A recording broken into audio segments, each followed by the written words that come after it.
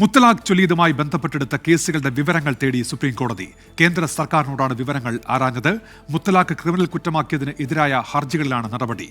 അച്യുതൻ ചേരുന്നുണ്ട് വിശദാംശങ്ങളുമായി ഡൽഹിയിൽ നിന്ന്. അച്യുതൻ, വിവരങ്ങൾ എന്തൊക്കെയാണ്?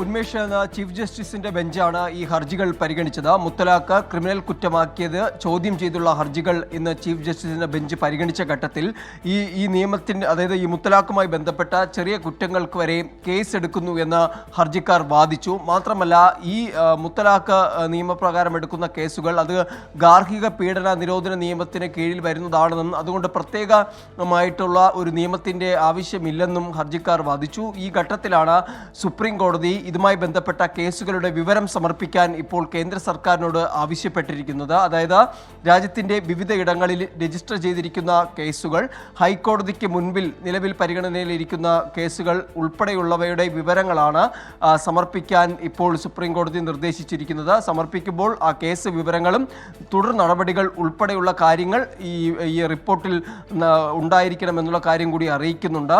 മാത്രമല്ല, ഇന്ന് ചീഫ് ജസ്റ്റിസിന്റെ ഭാഗത്തു നിന്ന് ഇതിലൊരു നിരീക്ഷണവും ഉണ്ടായി. മുത്തലാഖ് ചൊല്ലിയാൽ അത് വിവാഹമോചനമാകില്ല എന്നും ചീഫ് ജസ്റ്റിസ് നിരീക്ഷിച്ചിട്ടുണ്ട്. എന്നാൽ ഈ നിയമം അത് സ്ത്രീകളെ സംരക്ഷിക്കാൻ വേണ്ടിയുള്ളതാണെന്ന് കേന്ദ്ര സർക്കാർ വാദിച്ചു. എന്തായാലും ആ ഹർജികളിലാണ് ഇപ്പോൾ സുപ്രീം കോടതി കേസ് വിവരം തേടിയിരിക്കുന്നത്. അച്യുതനാണ് വിശദാംശങ്ങൾ നൽകിയത് ഡൽഹിയിൽ നിന്ന്.